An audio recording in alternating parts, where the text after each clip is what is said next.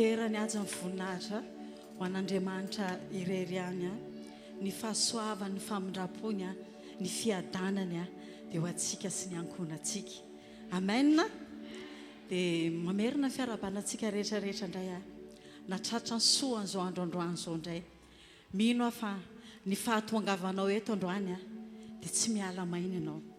Raha hikatsaka an' Jesosy amin'ny fonao ray manontolo anao dia hifanena amin'i Jesosy ihany koa ianao. Ka noho izany alohany ambony fotoana dia andaontsika hivavaka hametraka an'izao fotoana izao eo am-pelatanan'Andriamanitra. Dia tiako ianao hitsangana, hisaotra azy, hankalaza azy, hanandratra azy, hanome voninahitra azy. Eny fa na dia tsika ny tokantrano ary izay manaraka an'izao fotoana izao ianao ilay mpiaino mahatoky, asainainao amin'ny anaran'i Jesosy Kristy satria ny Jesosy izay tompontsika dia Jesosy manerana izy. Ka naiza naiza toerana misy ianao androany anarahanao anay dia tsy ho latsan-danja ny zavatra raisinao eto androany fa asaina ihany koa ianao amin'ny anaran'i Jesosy hiaraka hivavakantsika hanome voninahitra an'ilay tompony tompo. Dia andaontsika tompo koa hivavaka metraka an'izao fotoana izao eo am-pelatanan'Andriamanitra. Samy mivavaka mafy be mametraka an'izao fotoana izao. Misaotra anao indray izahay ry Andriamanitra tsara indrindra. Mankasitraka anao foana foana izay Jesosy satria fantatray fa famindram-po, fahasoavana mbola fahana indray manandratra anao mbola fahana indray midera anao mbola fahana indray mankalaza anao eto amin'ity toerana ity. Tsy kisendrasendra ny fotoana androany Andriamanitra, tsy kisendrasendra ny fahavelomanay fa ny fotoana zomenao anay na dia segondra ray dia ararotinay izany hikatsahanay ianao, ararotinay izany hitadiavanay ny tavanao, ararotinay izany hiderahanay ianao, hiankofanay aminao. Dia Jesosy malalo ny zavatra fantatray androany dia efa eto sahady ianao manatrika an'izao fotoana izao, efa eto sahady ianao Jesosy eo mameno n'ity toerana ity. Eto ilay ray zanaka fanahy masina, fanahy masinao tena mila le herinao izay, fanahy masina mila le fahaiza-manaonao izay, fanahy masina miandrandra ilay zava-mahagaga izay mbola tsy takatry ny sainay, tsy mbola hitan'ny masonay, tsy rainy sofinay. Izany fanahy masina ny tianay ho hita eto amin'ity toerana ity. Ianao le mahay ny zavatra rehetra, ianao le mifeny zavatra rehetra, ianao le tompony zavatra rehetra. Ka dia miankohoka tanteraka eto anatrehanao izay, manetsy tena feno tanteraka eto anatrehanao izay. Ary raha maha-olombelona anay tompo dia voavetra ihany fa velana hiasa malalaka eto amin'ity toerana tianao. Tsondrovo manokana ny fiangonana. Ao ry mety manan'olana izany ny atongavany eto, ianao le mpamahavaolana, mpanome vahaolana. Ao ihany koa ry mety tsy salama, mino marimarina Jesosy fa raha mikatsaka anao amin'ny fonay ray manontolo izay ao anatin'ny fiderana dia efa afaka hanasitrana anao. Ao ry ihany koa ry tonga fotsiny hideranao, hanandratra anao, hanome voninahitra anao. Ray sahady izany tompo fanatitra manompofony eo am-pelatananao. Dia mankasitraka anao foana foana izay Jesosy, mankalaza anao foana foana izay fanahy masina tsara indrindra. Ny derany azy amin'ny voninahitra dia averina eny aminao. Ny fiadanana kosa dia efa voatonona ho anay sy ny ankonanay. Misaotra Jesosy eo. Halleluja, halleluja, amen. Halleluja, halleluja. Izao antsika amin'izao fotoana izao dia efa volana fahasivy sahady ny ainantsika. Maro be tsika niazakazaka tamin'iny taona iny kanefa zaso ianao kosa ho antsika izay mpanaraka any amin'ny tokantrano any matoanao mbola velona eny atrapampindrena ohatr'izao tsy noho ny fahatsarantsika, tsy noho ny fahalalantsika na ny fahaizantsika ny tandry tena fa noho fitiavan'Andriamanitra antsika sy noho ny famindram-pony. Dia noho izany raha mbola tiantsika foana hitoy izany fitantanan'Andriamanitra antsika izany dia andaontsika le olona mahay makasitraka an'Andriamanitra, le olona mahay mpisaotra an'Andriamanitra, le olona mahay mpanindrahindra an'Andriamanitra amin'ny zavatra rehetra rehetra izay efa nitantana antsika tamin'iny volana fahasivy volana efa niainantsika iny. Tena maro be tokoa ireo mety zavatra niseho. Vao nanomboka ny taona dia efa nitsotranao antsika amin'ny mpanompon'Andriamanitra. Maro be ny mety ny zavatra efa nitsanga saorana azy zany dia averintsika azy ny voninahitra. Tao ihany koa nefa mety nisy zavatra mety nampalahelo, nety nisy zavatra mety nanahirana ny fotsika sy ny fanahintsika. Andaontsika le kristiana mahay manetsy tena feno am-pelatanan'Andriamanitra foana, ahaka sitraka an'Andriamanitra hisaotra azy amin'ny zavatra rehetrarehetra efa nataony sy mbola ho ataony. Dia noho izany dia ambarantsika eto amin'ity toeranyity androany, andaontsika iankohoka hisaotra an'Andriamanitra fa tsara loatra zao tompontsika zao tsara loatra zao Andriamanitra zay tompontsika zao. Dia intaninay foana monareo hoe ataovy amin'ny fonao ray amanontolo zay zavatra ataontsika eto. Tsarovy tsara fa fitiavana lehibe ny fitiavan'Andriamanitra antsika. Matony izy zao fotoana zao Jesosy Kristy niovony zao fotoana zao. No famonjena zay efa nataony Jesosy atsika dia andao zany tsy ho amavaintsika fa andao hisaotra azy amin'ny fotsika ray amanontolontsika. Dao ary.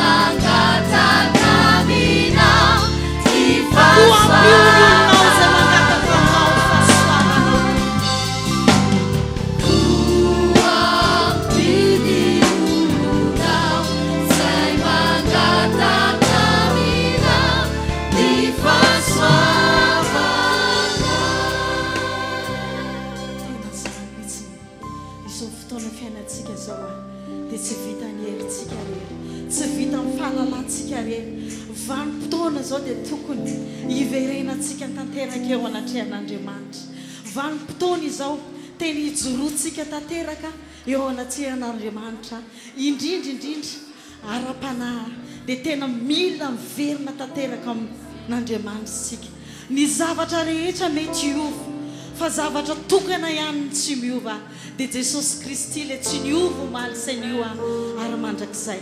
Ka raha mbola hivelontsika, raha mbola hieritreritra hamaky an'izao telo volana fahatelo faran'izao indray dia andao mila manolo tena feno am-pelantanan'Andriamanitra. Andao apetrakantsika feno am-pelantanan'Andriamanitra ny fiainantsika izay mombamombantsika, satria izy rery ihany ilay tsy niova omaly saina io ara-mandrakizay. Ny zavatra rehetra mety hiova. Aza metehitra mihitsy ny ianao hoe mety manam-bola be androany dia hiteherako amin'ny volako ny fiainako, tsarovy ry havana fa ny vola mety ho ritra. Mety lazainao fa hoe manana trano, manana zavatra rehetra. Ny trano mety hoe hoantitra ihany, ny zavatra rehetra mety handao ihany, ny zavatra rehetrarehetra mety manapetra. Eny fa nantsika olombelona ary mety ho antitra, mety hoe handao tampoka an'ity fiainan'ity tsika, kanefa ny zavatra entanina aminareo dia andao apetraka feno am-pelantanan'Andriamanitra, hanolo tena feno am-pelantanan'Andriamanitra, satria ny fitantanan'i Jesosy rery ihany mahatsara. Izy mahalala izay mahasoa sy mampety antsika dia manaiky ny fitantanany foana izay. Ndao arytsika mbola ho ataontsika ity hoe fa tsara ianao Jesosy, so fiainana izao dia miankina tanteraka eo am-pelantananao.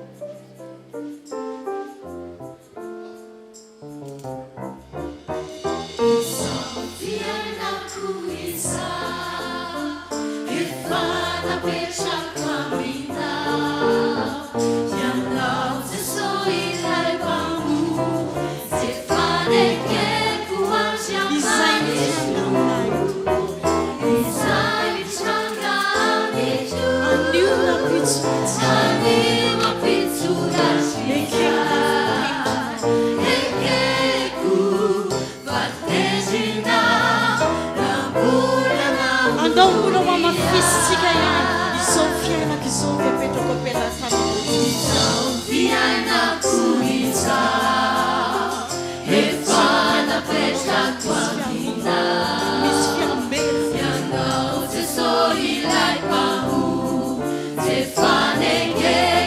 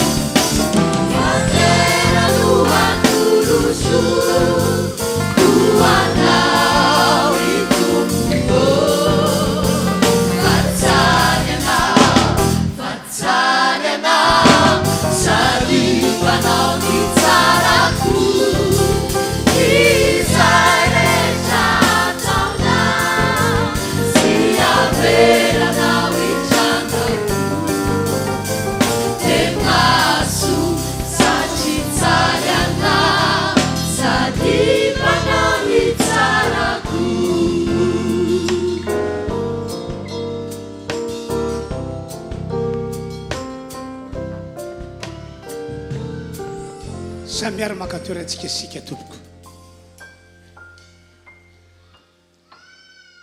Amin'izao fotoana izao isika dia hivavaka hanolotra ny mombantsika rehetra ho an'Andriamanitra. Amen na?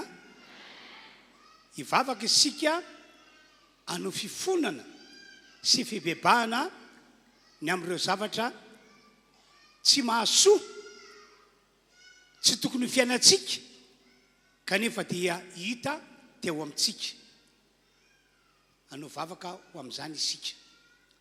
Ny afatra izay entiko androany moa dia mikasika any amin'izay mihitsy mba hatokantsika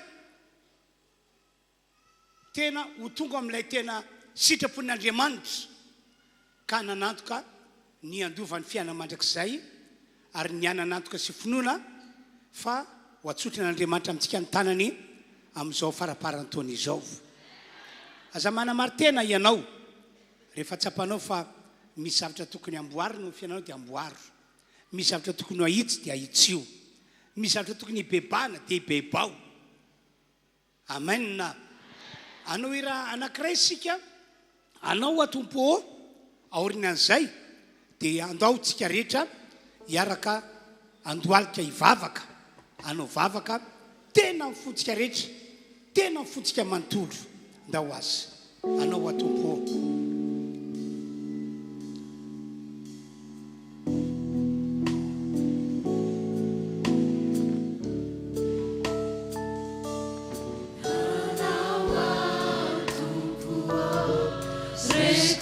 Raha ianao le hira dia akimimy maso, apetrao amin'ny fonao ny tananao, tiako hifantoka tsara ao amin'Andriamanitra ianao.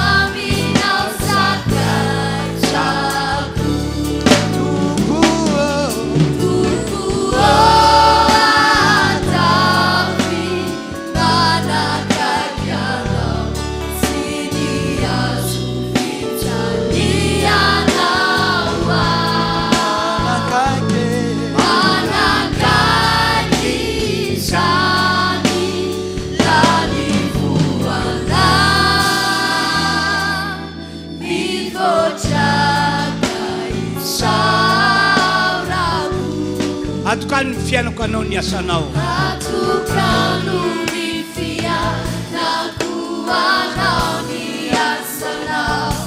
Amin'ery sy ny fahasoavana. Fetoano ny fanahiko ibanjina mitoky. Kaza sitraka no sitraka.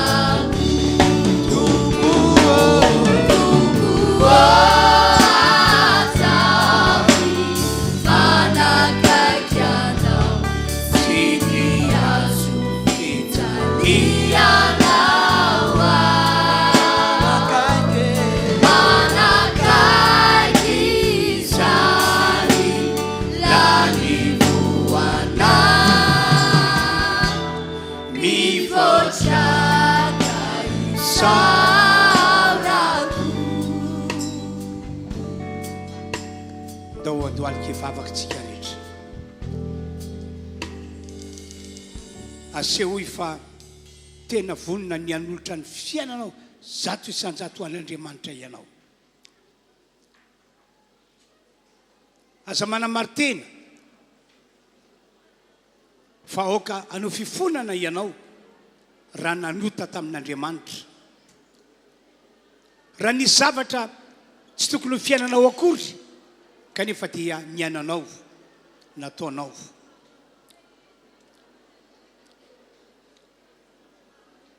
Mibeba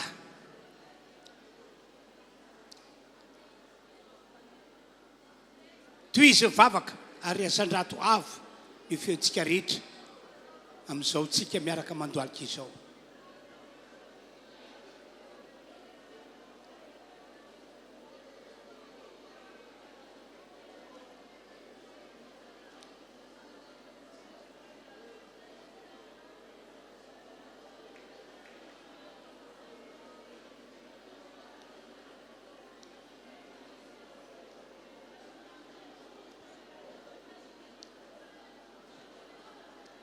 Aza manamaritena ho iaho fitaka ny devoly zany ary aza ilika any amin'ny hafa ihany koa ny fotrana tokanao nanota, ny fotrana tokanao diso, manaova fifonana amin'Andriamanitra ianao, manaova fifonana amin'Andriamanitra ianao. Vonina ny amela heloko Andriamanitra, vonina ny amela fatsinao izy raha tena hivavaka hitady azy ianao.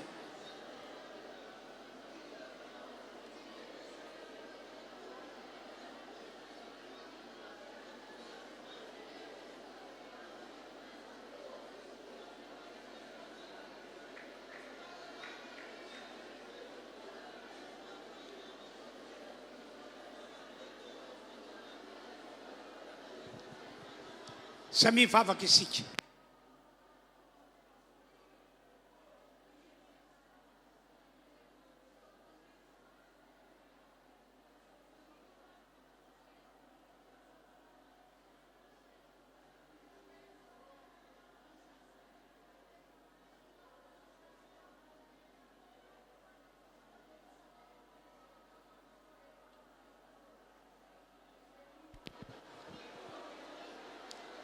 Resy hoe andro lehibe to asa to atsika ny androandroany.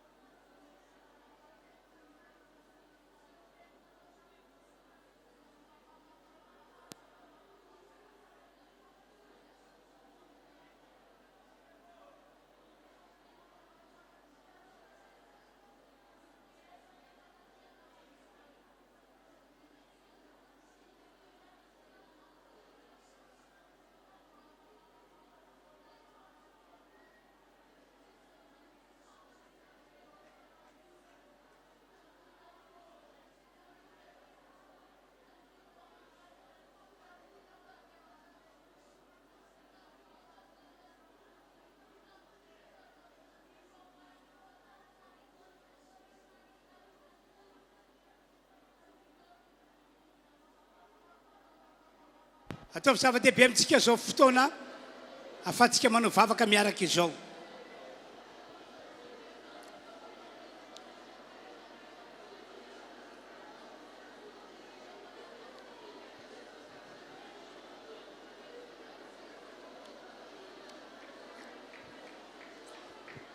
O ni rani jeso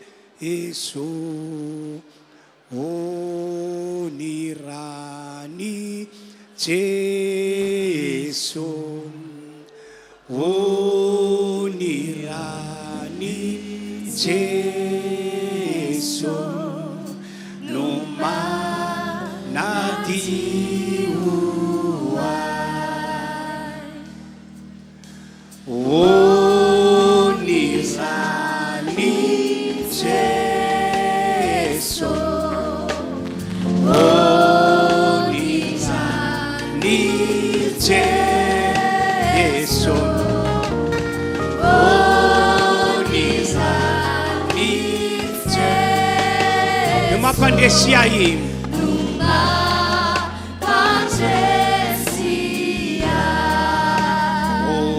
rane o ny rany jeso o ny rany jeso o ny rany jeso no manafaka iny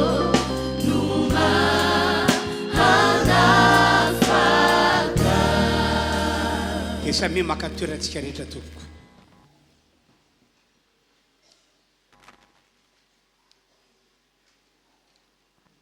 dia sorantsika ny tompo ny fotoana fantsika ny vavaka teo a ny tenin'Andriamanitra izay ambara rehefa vemo dia mikasika ny amin'izay nambarako taminareo hoe anotena ho an'ny tompo isika anao fifonana sy fivebahana ny amin'ireo izay mety fota mampisaraka atsika amin'Andriamanitra zao tsika dia andao iroso hitondra ny fanatitra manosy aty alohana ianareo izay hitondra ny ampahafokarena dia rehefa aveo a tatazana eny toerana ny fanatitra fanaontsika mahazatra tompoko andao ary a anao hira anankiray isika rehetra ao anatin'izany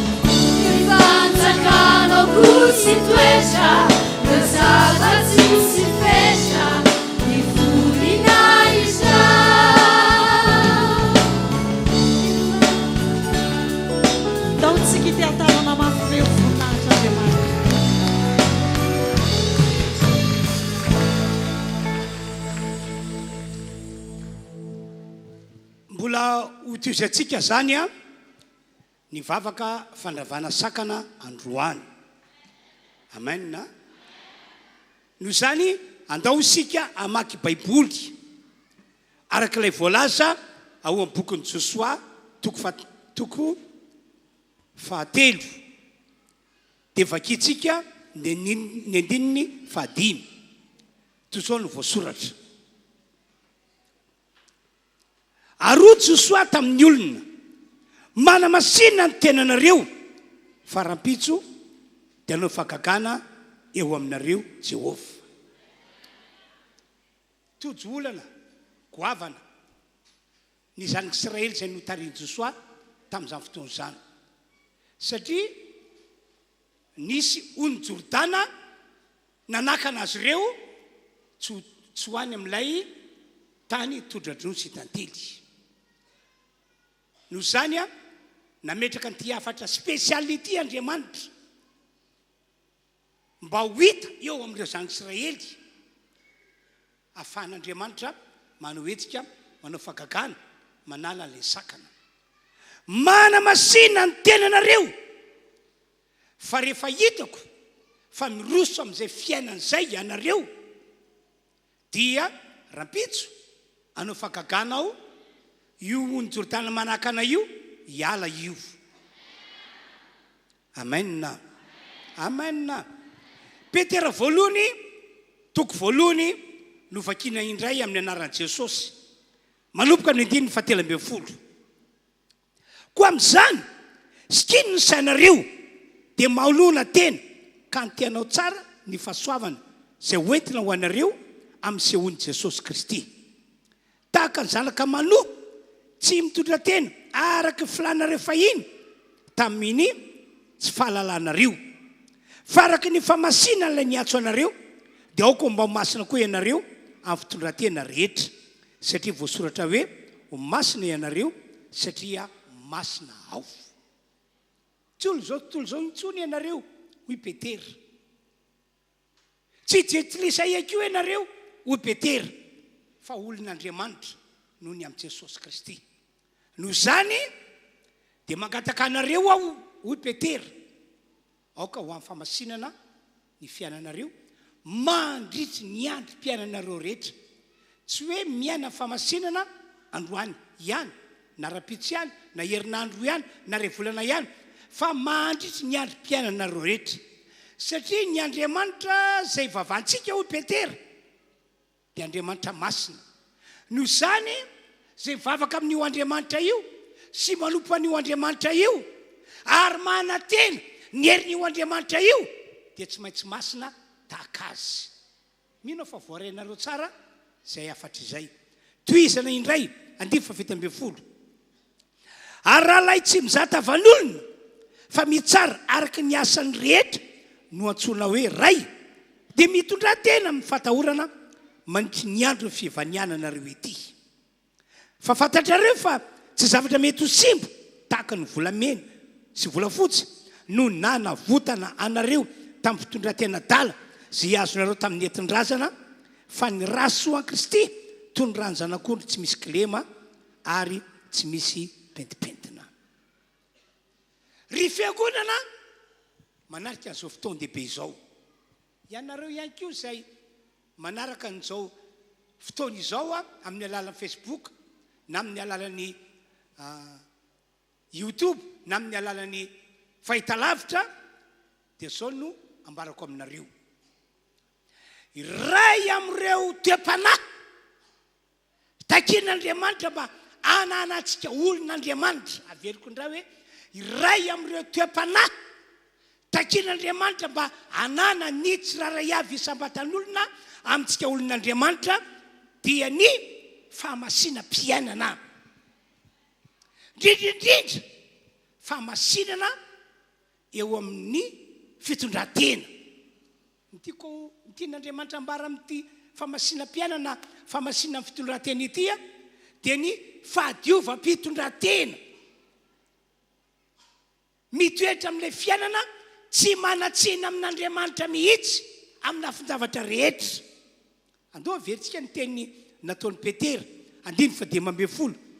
Faraka ny fahamasinana ilay niantso anareo dia aoka mba masina koa ianareo tonga eto amin'ny fitondran-tena rehetra. Satria voasoratra hoe ho masina ianareo, iana fahamasinana ianareo satria masina ao Jehova Andriamanitra reo. Amen. Eto zany Andriamanitra mihitsy no miantso antsika ho amin'ny fahamasinana, miantso antsika ho amin'ny fitondran-tena madio sady masina. Aoko fantatsika tokoa ry havana malala ry fiangonana tonga eto fa isika io inge, isika rehetrarehetra io dia tsy olona zao tontolo zao intsony fa olon'Andriamanitra. Tsy olona zao tontolo zao intsony satria nahoana? Satria olona efa novidiana tamin'ny alalan'ny rany Kristy, olona efa navotana tamin'ny alalan'ny rany Jesosy Kristy. Andao nge vakina ilay voalaza Petera 2:20 sy 20. Fa fantatrareo fa tsy zavatra mety ho simba tahaka ny volafotsy sy volamena no nanavotana anareo tamin'ny fitondran-tena dala zay azonareo tamin'ny entin-drazana fa ny rasoa Kristy toy ny rano zanak'ondry tsy misy kilema sady tsy misy pentipentina. Ka ama olon'Andriamanitra antsika izany, ny tanjon'Andriamanitra amintsika rehetrarehetra tonga eto amintsika samatan'olona, na isika izay fa ela be ny vavaka tato, na ianareo izay voainana ny vavaka tato, ny tanjon'Andriamanitra dia hoe ny anome antsika ny fiainana mandrakizay miaraka amin'i Jesosy zay ao an-danitra. Tiantsika rehetra nge Andriamanitra ry havana, tena tiantsika zanak'olombelona izy. Izy tsy amaly antsika araka ny nataontsika, hoe efa nanoty isika, hoe efa nanao tsy fanao tsika, hoe efa nanao diso tamin'Andriamanitra isika, hoe efa nanao mpisapy isika, hoe efa nanao adalàna amin'ny karazantsika. Tsy tia amaly antsika araka izany io Andriamanitra io. Zay no antony natokana Andriamanitra nanapa-kevitra hoe omeko ny zanako latokako, omeko Jesosy Kristy. Hainareo tsara voasoratra fa toy izao no nitiavan'Andriamanitra zao tontolo zao no meny ny zanan'ilay tokana mba tsy ho very zay rehetra mino azy fa hanana fiainana mandrakizay. Ary Jesosy io avy eo rehefa tonga taty ambony tany dia natolotr'Andriamanitra novonoana teo ambony hazo fijaliana, natolotr'Andriamanitra nalatradra teo ambony hazo fijaliana mba tokany olona rehetra na iza mino an'i Jesosy io ho mpamonjy, mandray n'io Jesosy io hiditra ao anatiny, manome toerana ny Jesosy io mba tonga n'izany olo zany ho avelan'Andriamanitra eloka, ho avelan'Andriamanitra fatosoana, ho atsangan'Andriamanitra ho zanany, ho atsangan'Andriamanitra ho olony, ary ho eken'Andriamanitra hiditra ao an-danitra ao amin'ilay fiainana mandrakizay miaraka amin'i Jesosy. Amen. Amen. Fa raha misy olona tsy nino an Jesosy, tsy nandray an Jesosy, tsy manana an Jesosy, tsy voavela eloko zany olo zany, tsy voavela fatsoana zany olo zany, ary tsy ho any an-danitra ihany koa, tsy eken'Andriamanitra ho any an-danitra, fa ny sahaza azy dia ilay fahaverezana mandrakizay. Zay ilay voalazany Apokalipsy 1:20 hoe fa ny osy, ny tsy mino, vetaveta, mpijangajanga, mpanody ratsy, mpanompo sampy, ary ny olona mandainga rehetra dia anana ny anjara toerany any afariafo sy solofara. Zay ilay antsoina hoe fahafatesana faharoa, ary fahafatesana mandrakizay tsy manam-pataperana. Ry havana malala toga eto, vaovao ve ianao toga eto, samba ve ianao toga eto, mety ho efa fanindrono zao na togavanao teto na fantelony. Zao no fantaniana tiako apetraka aminao, teo ho tonga any an-danitra ve ianao rehefa tapitra fivaniananao eto ambony tany. Tia nanandoka ny andova le fiainana mandrakizay ve ianao. Sotra ny fanetanako anao androany, miverena amin'Andriamanitra ianao.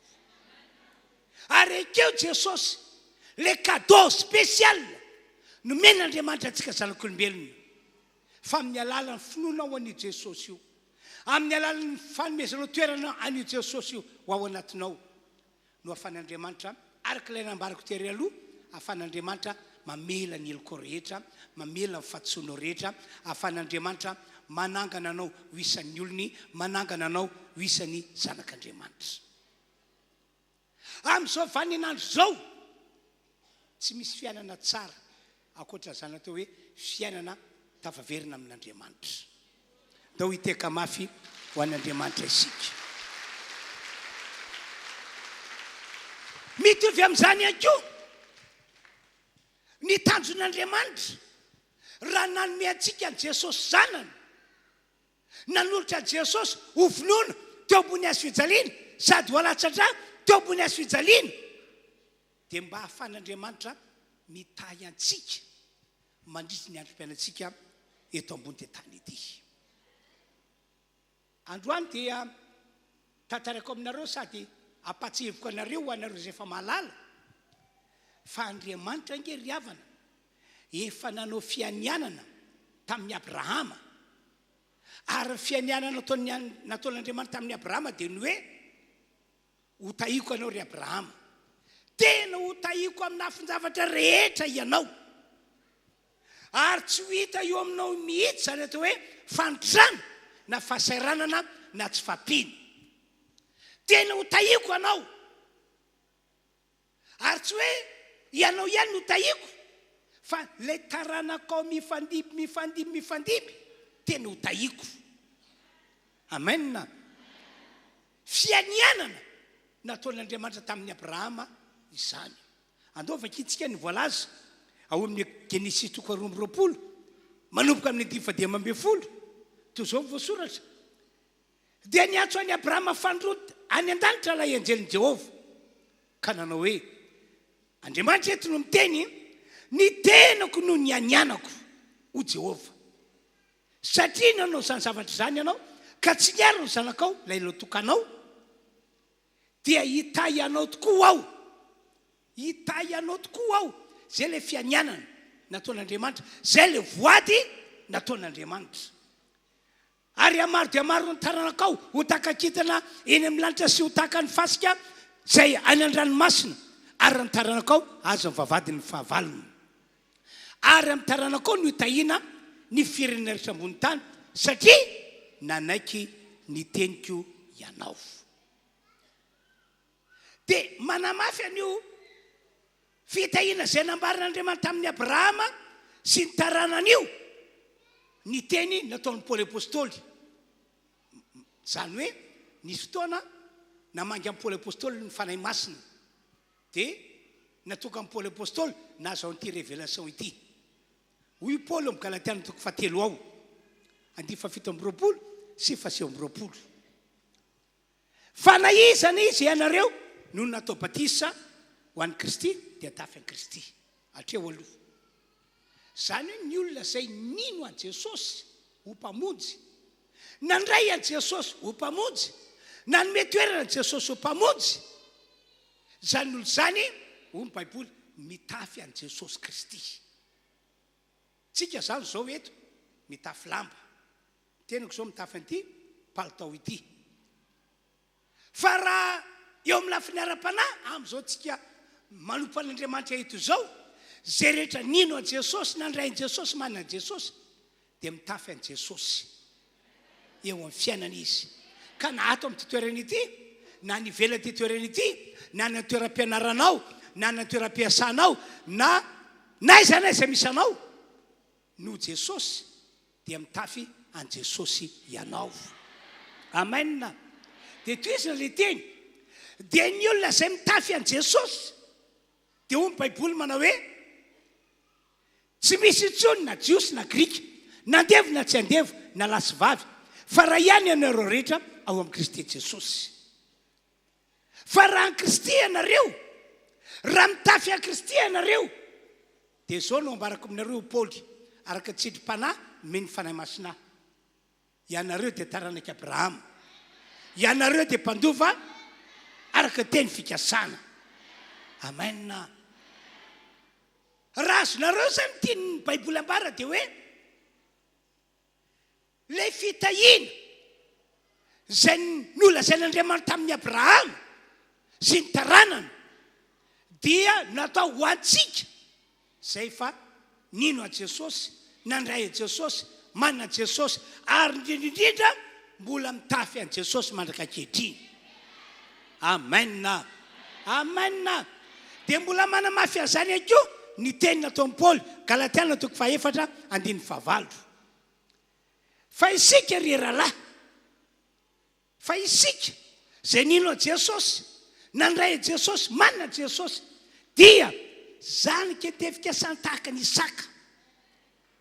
Isaka dia ambaran'ny Baiboly zany ketefika sany, ary no tahina be tahaka ny Abrahama rainy mihitsy izy, no tahina be hoia tahaka ny Abrahama rainy izy, ary nataiza nisy azy dia nasehoan'Andriamanitra foana hoe olona mendrika no tahina ianao. Nisy fotoana Isaka ny vahiny tany amin'ny tany Filistina, tamin'izany fotoana zany nisy mosary fara zay tena enjana, fa nasehoan'Andriamanitra hoe ianao ry Isaka dia mendrika no tahina tahaka ny Abrahama rainao, mendrika ho tahina tahaka ny Abrahama rainao amin'ny lafin-javatra rehetra. Ka na dia eto amin'ny tany misy mosary ary ianao no mamelo tena, no miasa, dia ho tahiko, teny ho tahiko, ary zany no antony natokany Isaka namoavy zato eny rehefa namboly sy niompy. Ka nampitola gaga ny mpanjaka Abimeleka, le mpanjaka Filistina. Ka natokany Abimeleka, mpanjaka Filistina, ny loabava mihitsy hoe hitako marimariny zao, fa lay Andriamanitra ao no mitahanao zay fototra matokanao namo avy zato eny tahako zao. Halleluja, halleluja. Riavana malala toka eto. Tsika tsiraray avy reo hoy aho efa olon'Andriamanitra noho ny amin'i Jesosy. Amen. Tian'Andriamanitra ho avahany isika no Jesosy. Ary anisan'ny fanavahana tian'Andriamanitra asogadina amintsika dia izao. Rehefa tapitra fivaniana antsika eto ambony tany ity, satria olona mandalo isika eto ambony tany, vahiny sy mpivahintsika eto ambony tany, 70 taona na 80 taona rataina mateza, ary isaorana ne reo izay mbola ataon'Andriamanitra mahatratra taona maro mihoatra no zany. Dia izao zany fanavahana tian'Andriamanitra ho atao. Rehefa tapitra fivaniana eto ambony tany dia omena antsika ny fiainana mandrakizay. Omenanao ny fiainana mandrakizay. Amen. Ankoatran'izany, mandritra fahavelomana eto ambony tany indray dia tian'Andriamanitra ho tahina tahaka ny Abrahama, tahaka ny Isaka ianao. Tsy nanan-java-mahory ireo, tsy nisy tsy ampy zany teo amin'ny fiainana, fa tena hoe nanana ny ampy isan'andro nandritry ny androm-piainana. Amen. Amen. No zany indrindra averiko le fanatanana nambarako tery aloha. Raha misy aminareo vaovao tonga eto, sambany tonga eto, manapa-hevitra hitodika amin'Andriamanitra ilay narilanitra sy ny tany ianao. Manapa-hevitra ny ino a Jesosy, ny andray a Jesosy, ny anome toerana Jesosy ho ao anatinao. Fa izany no antoka lehibe indrindra mba hatonga anao raha mandao an-tany ity ekena hiditra ao an-danitra ratrizay. Ary zany ihany koa no antoka lehibe indrindra mahatonga anao ho fijen'Andriamanitra ho afaka amin'ny olana, ho afaka amin'ny fahasahiranana, ho afaka amin'ny fanitrana, fa mba hiaina amin'ilay fitahiana, ny tahiana an'i Abrahama, ny tahiana an'i Isaka, mba hatonga anao hiaina amin'ilay fiainana araka ilay fiainan'Andriamanitra hoe ianao ry Abrahama sy ny taranakao tena ho tahiko tokoa. Amen. Amen. Ndao hiteka mafon'Andriamanitra isika riavana malaga. Dia mikasiany amin'io resaka fitahiana io raha ohatra ka le fiainana nahazatra anao teto ambony tany ety ihany mbola ho fiainanao manak'androany, fiainana tsy ao amin'Andriamanitra ray, fiainana tsy manana Jesosy, ho sahirana ianao, ho tapidalaka le tahaka sokona nanano-bato ihany ianao. Fa tsy misy fiainana tsara indrindra sy mahafinaritra indrindra afa-tsy ny fiainana ao amin'Andriamanitra ray, ilay narilanitra sy ny tany, dia ny fiainana manana Jesosy. Nanao fanoharana Jesosy indray mandeha. Nisy tovolahy anankiray, niresaka tamin'ny rainy izy, hoy izy tamin'ny rainy, efa lehibe aho, efa afaka mitondra ny fiainako arak'izay heverako fa mamety aho. Noho zany kaiky meo any anjara lovako, dia avy alao aho andeha any amin'izay tiako hitondrako ny fiainako. Inona moa ny azo ny rainy ataony? Fa dia neken'ny rainy dia nomena azy ny anjara lovany, dia lasa izy nandeha. Tany izy nitondra ny fiainana arak'izay no heverina fa mamety azy izy. Ela ny ela tsapany hoe tena resy ihany izy. Fiafaran'ny fiainana noho ny Baiboly araka fanoharana nataon'i Jesosy dia ny sakafo fihinako soa no lasa fihinana. Amataonana ny sakafo fihinako soa no lasa fihinana. Dia indray andro tonga saina izy hoe any zao ny raiko, any kaiky. Zay rehetra miaraka amin'ny raiko any zao dia miadana sy sambatra. Enina dia ireo mpanompony raiko azy dia miadana sy sambatra. Maninona mo aho raha hiverina any amin'ny raiko? Andeha verina ny aminy aho. Raha mamela ny heriko izy, mamela fatsiako ny raiko, ka raisiny aho ho zanany, dia misaotra azy aho fa tena tia tokoa izy. Fa raha tsy raisiny ho zanany intsony aho, dia hiangavy amin'ny raiko, hiangavy amin'ny kaiky hoe atao visa amin'ny mpanomponao ataovy isa ny andevinao satria na ny mpanomponao na ny andevinao azy dia sambatra sy miadana kokoa no zao zay mihinana ny sakafo fihinan-kisoa ankehitriny dia niverina izy ary rehefa niverina izy faly ny rainy tena feno afaliana ny rainy dia niantso ny olona rehetra atao tanàna ny rainy avianareo ity le zanako faralahy iny manatona iny avianareo ity mandiana ianareo makakanjo vaovao dia ampitafio azy esory ny akanjo maloto mandiana ianareo makaperatra dia apetrao amin'ny tanana mandiana ianareo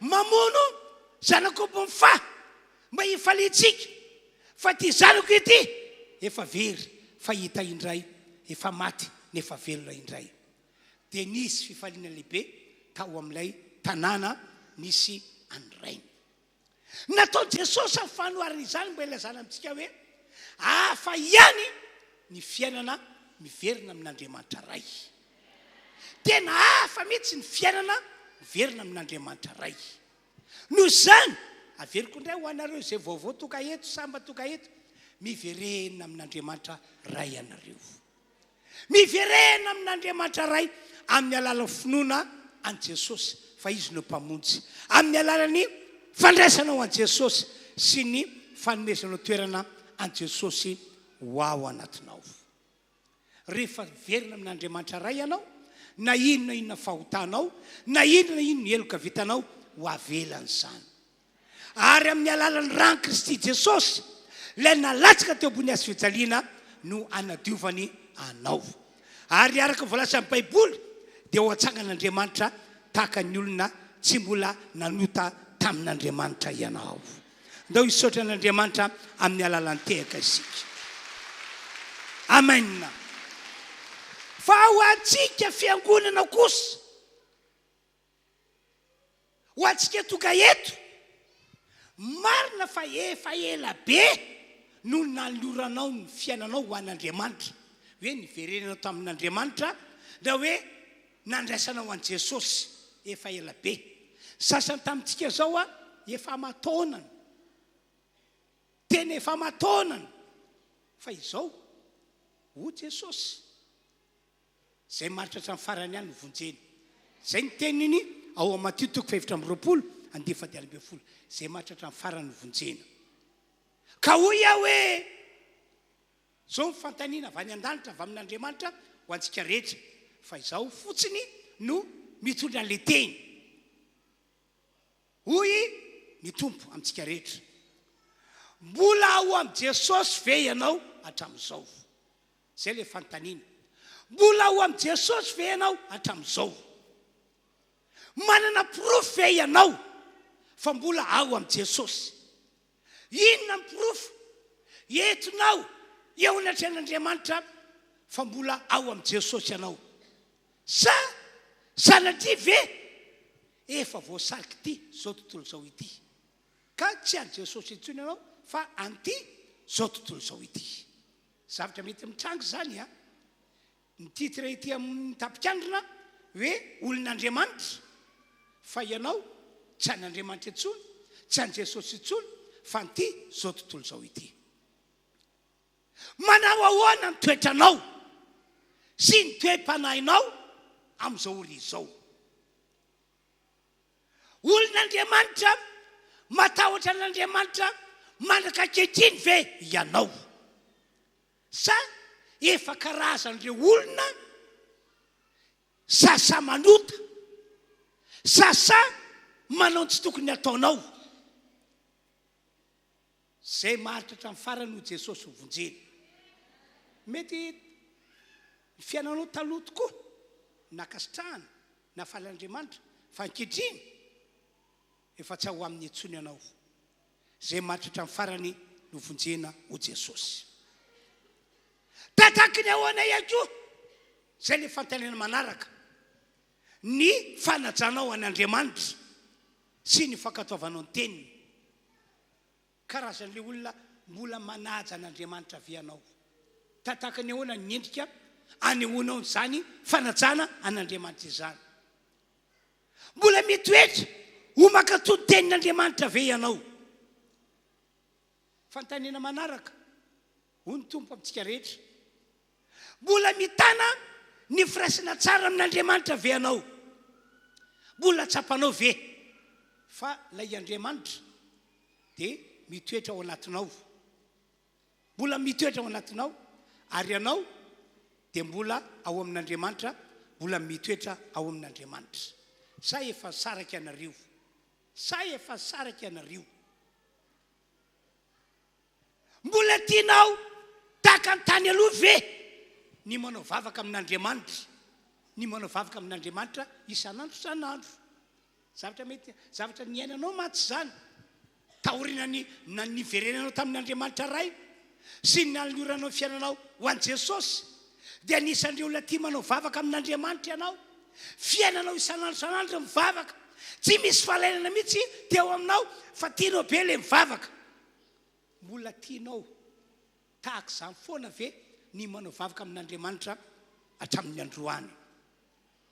Mbola tianao tahaka izany ihany koa ve ny mandika baiboly na ny mamaky baiboly hatramin'ny androany?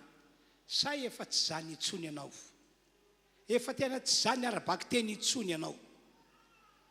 Ary manoloana ilay baiko nomeny Jesosy ho an'ny olon'Andriamanitra rehetra hoe mandehana ianareo mitory filazantsara amin'ny olombelona rehetra. Tany am-boalohany tena nafanafo tamin'izany ianao, nazoto nanao an'izany ianao. Zay toerana nandehananao dia nijorona vavolombelona, nilazanao ny amin'ny Jesosy ny olona. Fa ankehitriny efa mangatsika ve ianao manoloana ny teny nataon'Andriamanitra tahaka izany? Zay maritra hatramin'ny farany novonjena ho Jesosy. Dia zao ihany koa mbola miazona sy mitana ale fampianarana Kristy ve ianao? Mosesy nanana fampianarana zay nitezaina ny zanak'Israely tany aloha be tany. Jesosy kosa manana fampianarana, zay fampianarana hafa mihitsy amin'ny ankapobeny tsy itovizana tamin'ny fampianarana Mosesy. Anisan'ny fampianarana Kristy dia izao: mila madio am-pofoana ny olon'Andriamanitra rehetra. Amen. Marina fa nisy fanafitohinana nataon'ny olona anao, fa ianao mila mitahiry fo madio mandrakarivo. Mbola arak'izany ve ianao? Tsy manana olona ankalaina ve ianao ankehitriny? Marina fa tsy nety nataon'ny olona anao, nanafitoana ny teny nambaran'ny olona taminao, tena mahatezitra faratapony. Fa manao ahoana fiainanao? Mbola mitazo ilay fampianarana Kristy ve ianao? Hoe tsy misy olona ankalainao? Mivavaka ho azy ary no ataonao? Mifona ho azy ary no ataonao? Tia mamela heloka ve ianao? Zany ihany koa fampianarana Kristy. Mbola arak'izany ve ianao, ianareo, isika rehetra manarika an'ity fotoana ity? Ankoatra zany, manao ahoana ny famasinam-piainanao hoy Andriamanitra fa eto izy? Mametraka zany fantany zany amintsika rehetra izy. Le fahadiova-pitondratena io tian'Andriamanitra antaninantsika io. Mbola manana fitondratena masina sy madio ve ianao hatramin'izao? Mazava nge ny teny nataon'ny Petera. Raha verintsika vakina le teny nataon'ny Petera, Petera 2:2, 9:12. Fa araka ny famasinana ilay niantso anareo, satria natsoina ho ao amin'Andriamanitra isika tamin'ny alalan'i Jesosy Kristy, maty teo ambony hazo fijaliana, nandatsatra teo ambony hazo fijaliana. Araka ny famasinana ilay niantso anareo dia aoka mba ho masina ihany koa ianareo amin'ny fitondratena rehetra. Masina ilay Andriamanitra ivavantsika. lay Andriamanitra tokotsika, lay Andriamanitra ny atso antsika ho amin'ny famonjeny. Dia aoka ho masina tahaka azy ianareo hoy Petera. Mbola arak'izany ve ny fiainanareo, fiainantsika rehetra toka eto hoy ny tompo androany. Aoka ho fantatsika fiangonana fa rehefa tsy manana toetra na toepanahy, rehefa tsy manana fitondratena arak'ireo voalazako ireo isika, dia voasakana fidirana any an-danitra. Voasakana fidirana any an-danitra. Marina fa anisan'ny olona tian'Andriamanitra ho any ianao, fa saingy rehefa tsy milamina ny toetranao, tsy milamina fitondrantenanao, tsy milamina ny toepanahinao, dia tsy afaka ny anaiky anao hiditra any an-danitra Andriamanitra. Ataoko fa efa hainareo be mihitsy ilay teny nataon'i Jesosy. Mateo 7:1-20 ka hatramin'ny 7:20. Ho Jesosy, tsy izay rehetra manao amiko hoe tompoko no hiditra ao amin'ny fanjakan'Andriamanitra, fa zay manao sitrapony raiko zay ny an-danitra. Be dia be mihitsy ny olona hita an'Andriamanitra avy any an-danitra, olon'Andriamanitra no ilazana azy, kristiana no ilazana azy, fa saingy indrisy tsy manao sitrapon'Andriamanitra raha izy. Le fiainana, le toetra, le toepanahy, le fitondratena tian'Andriamanitra nanany, tsy ananany intsony. Dia ahoana ho Jesosy?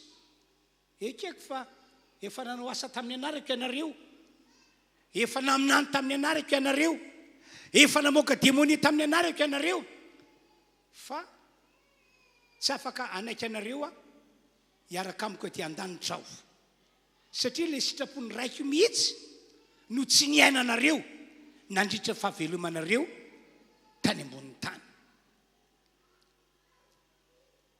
Eny, na dia ny fitahina, ny fahombiazana, ny fandresena, ny fiainana miavaka zay andrandrayntsika ao anaty telo volana ety azy, ho voasakany zany raha tsy araka ireo voalaza ireo ny toetranao, ny toepanahinao na ny fitondrantenanao. Voasakany zany ry havana malala. Manamafy an'izany zao tantarako aminareo zao. Zao ny teny nataon'Andriamanitra tamin'ireo zanak'Israely. Oloka ianareo, tena oloka ianareo, sitrapoko no nanafika anareo tao Egypta. Tena sitrapoko ny namoaka anareo tao Egypta mba tsy ho andevo intsony ianareo. Ary mbola sitrapoko no hitondra anareo ho any amin'ny tany tondra-drono sy tantely. Le tany hinananareo sakafo amin'ny fanaranam-po, le tany tsy ahitanareo zavatra mahory. Tena sitrapoko zany hoy Andriamanitra. Kanefa na dia zany azy, aoka anana toetra, aoka anana toepanahy, aoka anana fitondratena masina ianareo. Ankehitriny zao hoy Andriamanitra tamin'ireo zanak'Israely, tonga atao anoloan'ny rano Jordana ianareo. Dia hoy hoe Andriamanitra zany no miteny amin'ireo zanak'Israely, ry Israely eo, amin'ny fomba manao ahoana no hiampitanao an'io Jordana io? Amin'ny fomba manao ahoana? Impossible aminareo ny miampita an'io Jordana io, hoy Andriamanitra. Rano marina mila ianareo, mila mifanapiko ianareo. Noho zany amboariny toetranareo, amboariny toepanahinareo, amboariny fitondrantenanareo. Oka ho amin'ny famasinana ianareo, miomana ho amin'izany ianareo. Fa raha ohatra ka miroso amin'izany ianareo, manangatana ny eto anatranareo aho i Andriamanitra, fa rahampitso anao fagaganao. Io ny Jordana manao sakana io tsy ho sakana io fa vitako ny manalan'io ahafanareo manony dianareo ho any amin'ilay tany todradronolo sy tantely na tany be fitahina andoko e veritsika vakina lay teny josoatoko fatelo andiny fadimy aroa josoa tamin'ny olona josoa no teny fa ny marimarina koko Andriamanitra no nametraka le io teny io tao amin'ny josoa manamasina ny tenanareo amboary ny toetranareo amboary ny toepananareo amboary ny fitondrantenanareo manamasina ny tenanareo fa rapitso anao fagagana ho i Andriamanitra anao fagagana ho ho famonjeko anareo dia takizao zavatra ho hitanareo hitranga rehefa manaiky ny teniko anareo hoe toetranareo amboarinareo toepananareo amboarinareo ny fitondrantenanareo amboarinareo dia zao zavatra hitranga andao vakitsika ny Josoa toko fatelo manomboka amin'ny dimy faraika amby folo idro ny fiara faneken'ny tompon'ny tany rehetra fiara faneken'ny tompon'ny tany rehetra fiara faneken'ilay Andriamanitra tsy to zany no mandroso eo lohonareo hoe ho Jordana Andriamanitra zany nandroso mialoha andimy faharoa amby folo ko ankehitriny mangala lehilahy roa amby folo amin'ny firenen'ny Israely ho anareo dia ray avy isam-pirenena andimy fahatelo amby folo ko raha vao mijanona eo amin'ny rano Jordana ny fahaladian'ny mpisorona zay mitondra fiara faneken'i Jehova tompon'ny tany rehetra dia ho tapaka ny rano Jordana dia ny rano zay midina avy any ambony ka hijanona ho toy ny atotan-javatra izy rehefa amboarinareo ny toetranareo hoy Andriamanitra ny toepananareo ny fitondrantenanareo ho amin'ny famasinana dia zao ny fagagana raha vao mandroso ny mpisorona ka manitsaka ny rano lay eo amorona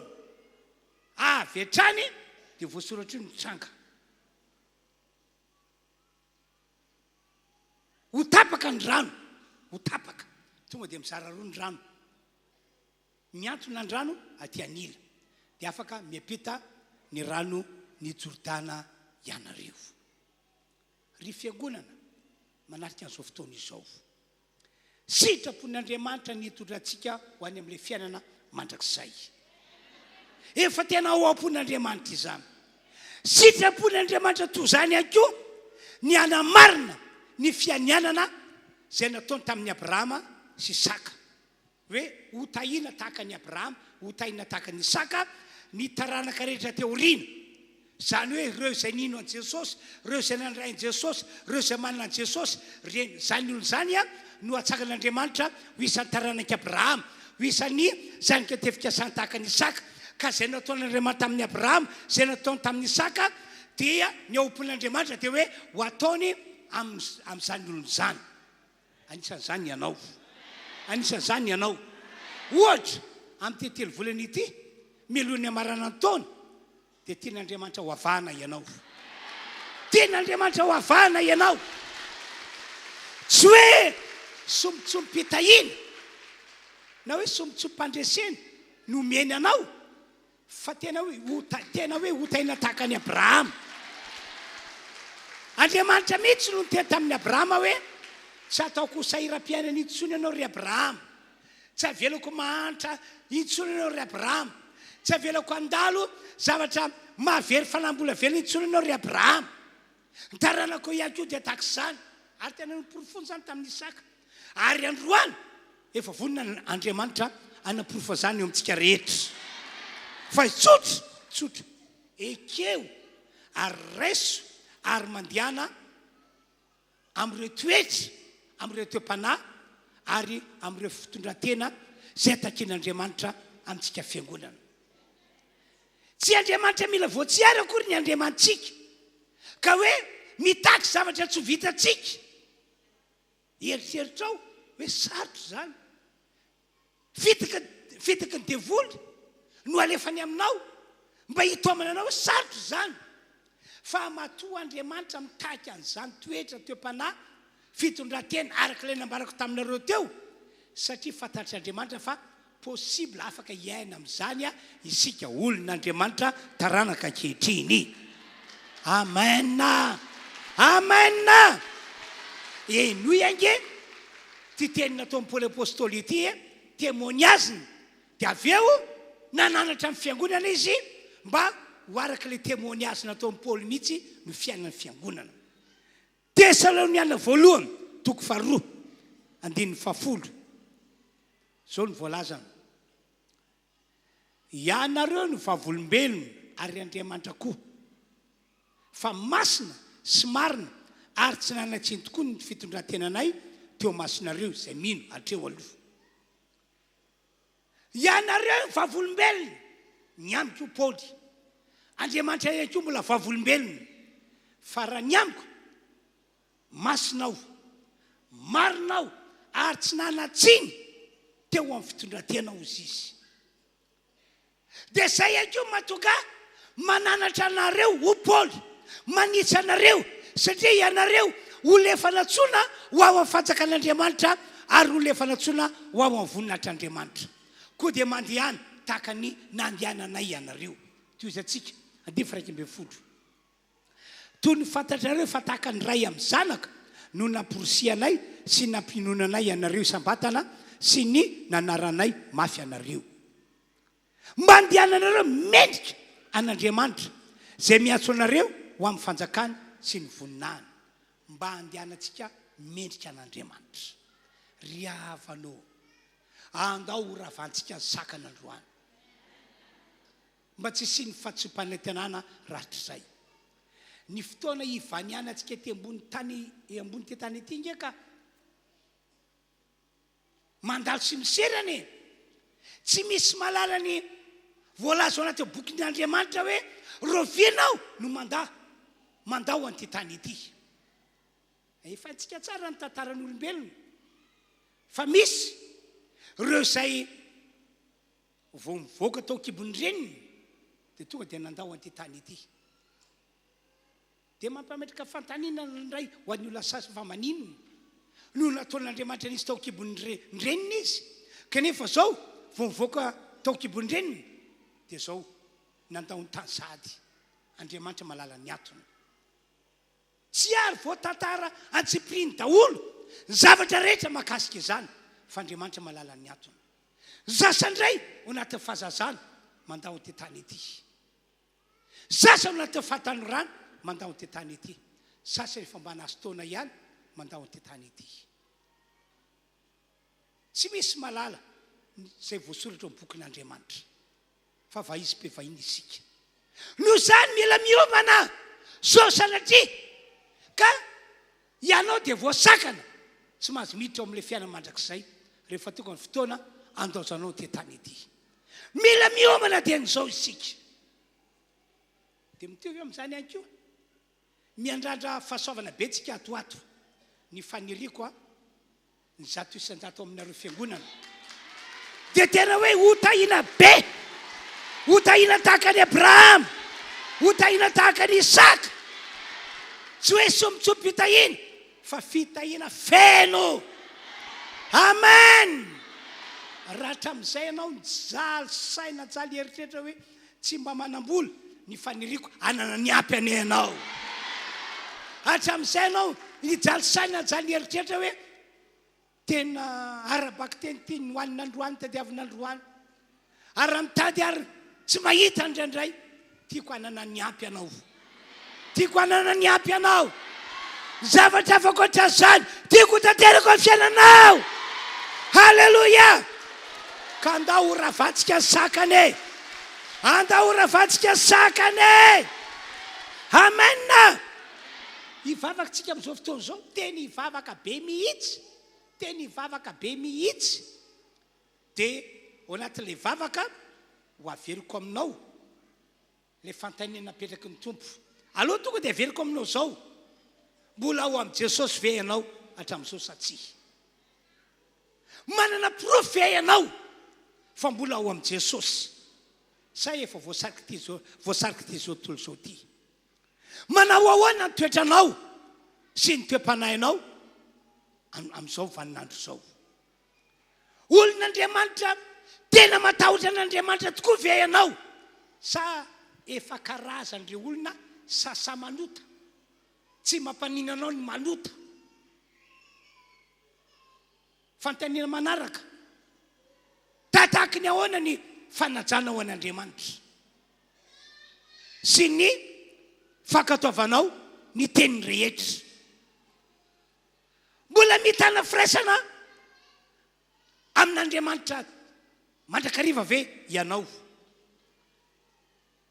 mbola tsapanao ve fa tena ao aminao Andriamanitra ary ianao ao amin'Andriamanitra sa efa saraka ianareo roa mbola tianao tahaka teo aloha tahaka ilay niainanao teo aloha ve lay fiainana manao vavaka amin'Andriamanitra isan'andro isan'andro sy ny mandika ny teny ao anaty baiboly sa efa nilozanao zany efa naveranao zany efa tsy tsaronao tsony izany ary malona n'ilay iraka lehibe andrany Jesosy atsika mbola taitra amin'izany ve mifonao mbola mafana amin'izany ve mifonao sa efa matory sa efa maty sanatria ary makasika ny fampianarana Kristy ianao malala manao ahoana ny toe-ponao maloto sa madio ianao mahay tsara ny tenin'Andriamanitra fa raha mbola mitoetra ho maloto fo ianao tsy ahitan'Andriamanitra zany ianao hoe dia mahafinaritra anao ve ny miaina fiaina tsy mahita an'Andriamanitra satria manana ny lohanao ianao manana ny sainao ianao nanahy fotoana tsy na ny teniny ka tsy zakako loatra mantsy fihetsika nataony tamiko ka zany indray nanaovany avavaka ho Jesosy mila madio am-po ianao arak'izany ve ianao tsy manana olan-kalaina ve ianao amin'izao fotoana izao tsy manana olan-kalaina ve ianao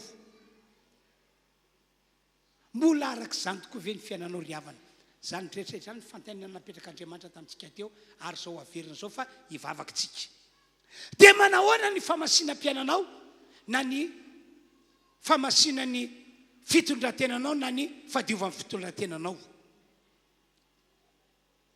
tsy atsika mavanina zany fa mila mandeha arak'izany tsika satria zany ny sitrapon'Andriamanitra andao hivavakatsika hitsangana dia atsangano ny tananao dia malora-tena ho an'Andriamanitra malora-tena ho an'Andriamanitra ho fandravana ny sakana rehetra dia ilay sakana tsy dirana any an-danitra ary ilay sakana tsy ahitana ilay fahasoavana tokony ho raitsika amin'ny tetelo volana ity samy mivavaka arak'izany asany raha toavo ny feonao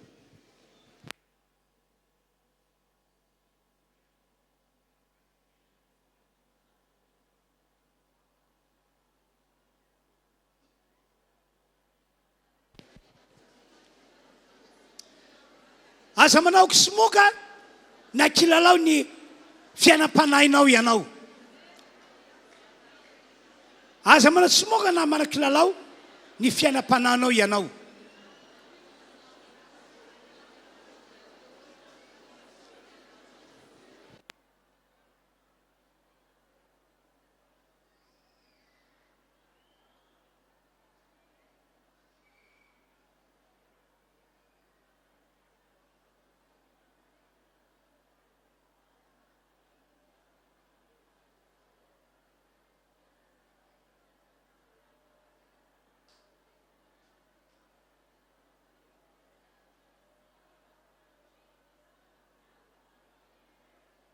miverena amin'Andriamanitra isika rehetra tsy ireo olona vaovao natsona teo ihany no tokony hiverena amin'Andriamanitra fa isika rehetrarehetra mihitsy miverena amin'Andriamanitra miverena amin'Andriamanitra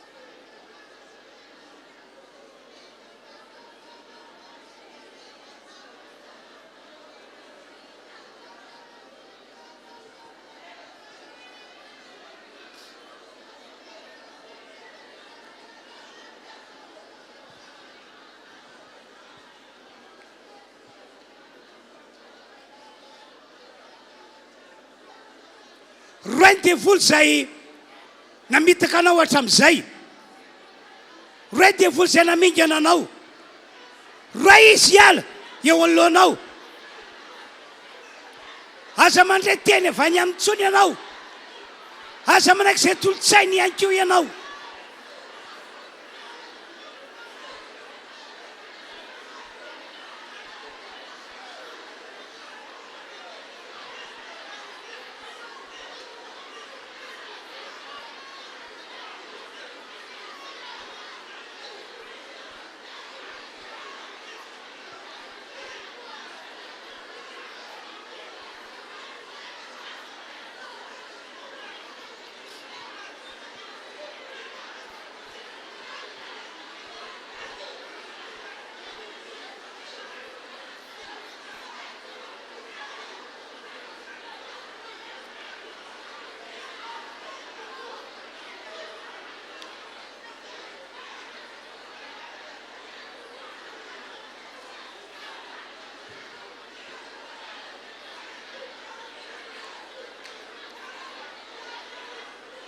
Malora tena ho a Jesosy, manava fifonana ny amin'ny zavatra rehetra tsy nentina ataonao, miverena amin'Andriamanitra ho amin'ny famasiana-piainana, ho amin'ny fitondratena madio sady masina.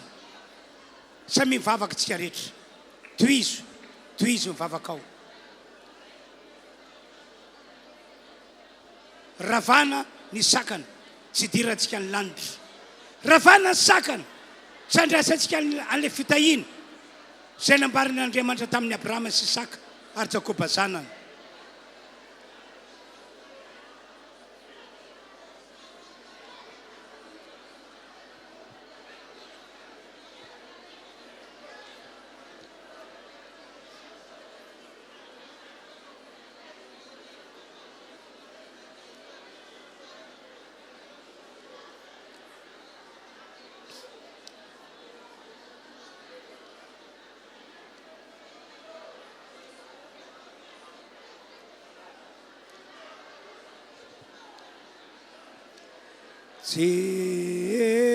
Gesù, Gesù, Gesù, omeko anao ny fiainako. Gesù, Gesù,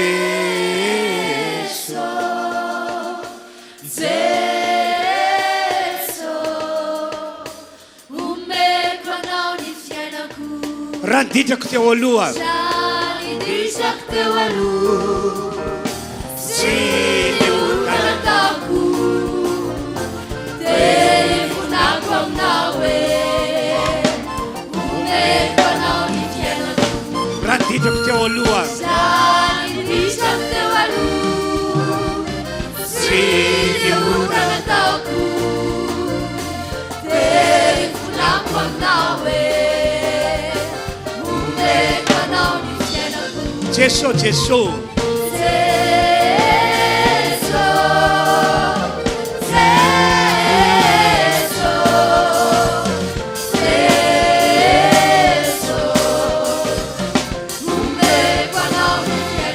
Gesù, Gesù,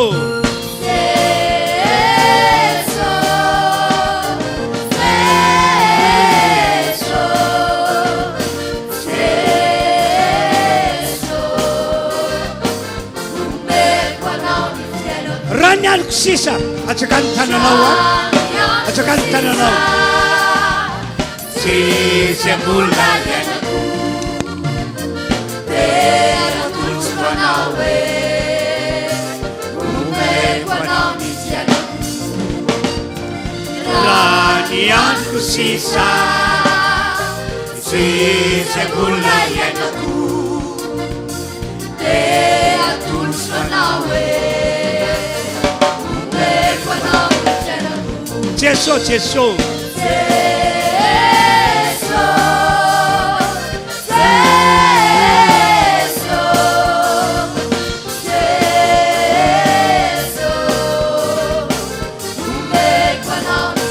Gesù, Gesù,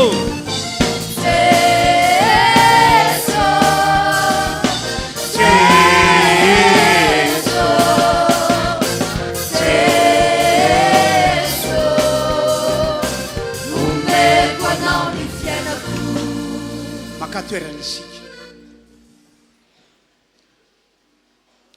omena tompony voninahitra tompoko amen. Andeontsika amin'izao fotoana izao anokana fotoana anaovana fisaorana sy fakasana an'Andriamanitra no ny iraka nampanaovan'i Jesosy atsika tany Mampikony tany Antsoy izay notahian'Andriamanitra tokoa ka natokana ny fandresena niseho tany atoerana. Amen. Amen. Amen.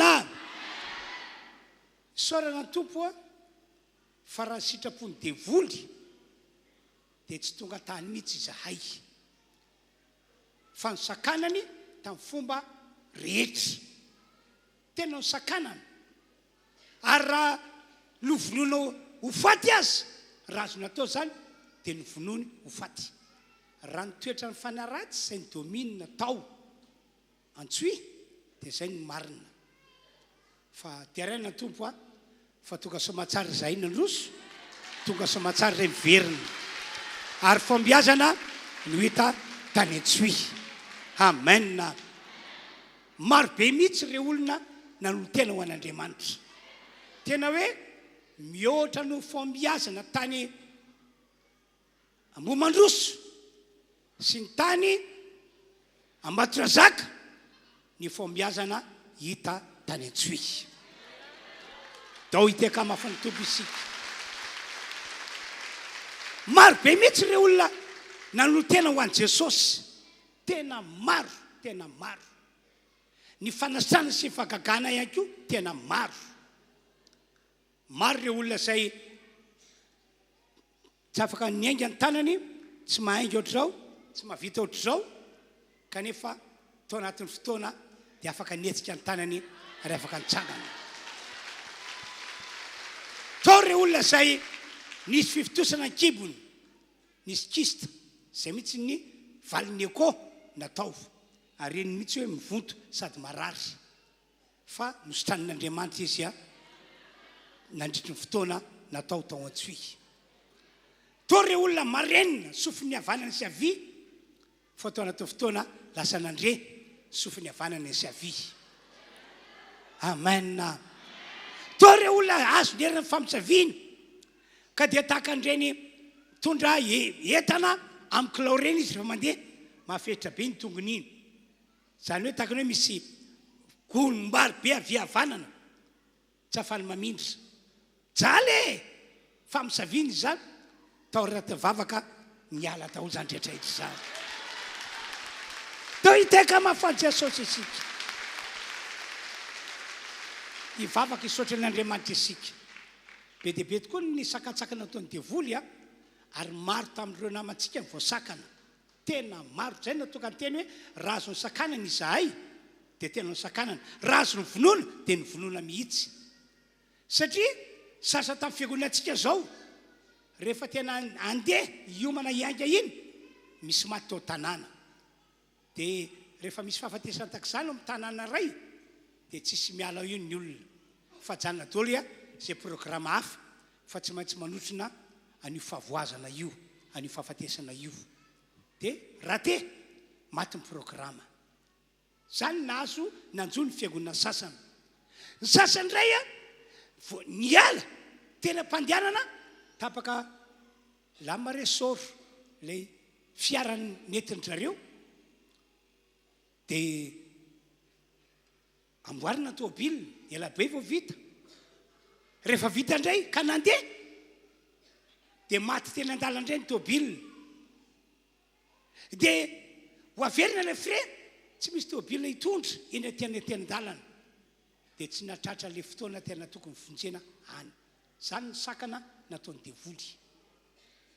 Ny sasany ray rehefa nandeha ny fiara dia vaky kartera teny an-dalana eny teny an-dalana mangataka amin'ny sofera hoe avereny fre tsy mamerina ny sofera fa aloha mboary ny tôbila ity manamboatra kartera vaky nga 10 minitra sa sasakato sa andro ny saina vao vita zany dia rehefa tsy vita dia averina ndray le vola zany hoe fa very ny andro vao naveriny le frais nefa rehefa naverina frais aiza misy tôbila andianana tsy misy atena tena andalana dia zay rava fikasana makany ny sasany ray tena mpandianana olo chauffeur hoe ohatra misy tsy mety zany ao ambanin'ny fiara izany dia an'olo jereo kely hoe dia sitrika ao ambanin'ny fiara ao izy tsy hay zay nazo ty fiara ty fa ny Krista dia nanitsaka azy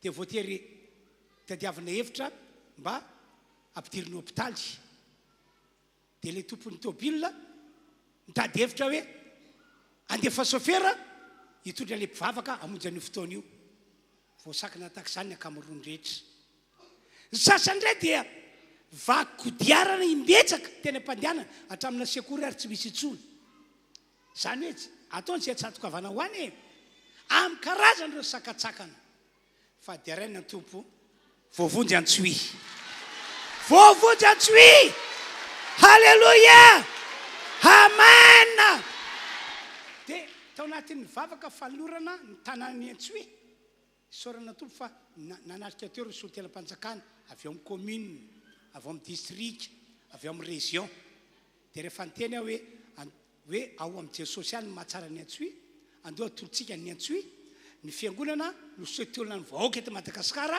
ary ireo mpitondra fanjakana eto kosa no sotenana ny fanjakana anolotra ny antsoy ho a Madagasikara eo zareo fampijerijery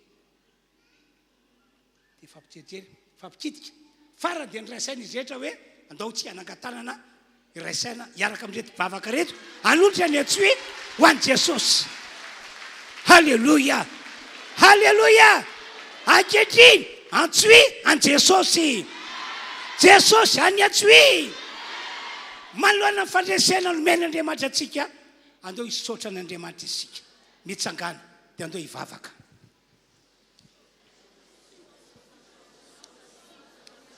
halleluia halleluia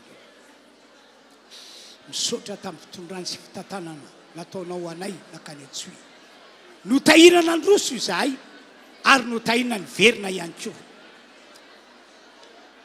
nisy ny atakina devoly fa tsy nasakany voata ny mission nitondran'Andriamanitra ny tany antsoy fombiazana fandresena fitahina no hitany tany ka dia misaotra n'ilay nahary izahay misaotra n'ilay Andriamanitra tompony tany rehetra izahay halleluia halleluia halleluia misaotra misaotra misaotra misaotra misaotra Andriamanitra omena voninahitra ianao anio apitso ary mandrakizay omena voninahitra ianao anio apitso ary mandrakizay amen amen amen amen amen amen amen misaotra tompo antsoy an'Andriamanitra tsy to an Jesosy Jesosy any antsoy resy ilay fanaratsy nanjaka tao antsoy resy tamin'ny anaran'i Jesosy miova ny tanàna lasa tanàna vaovao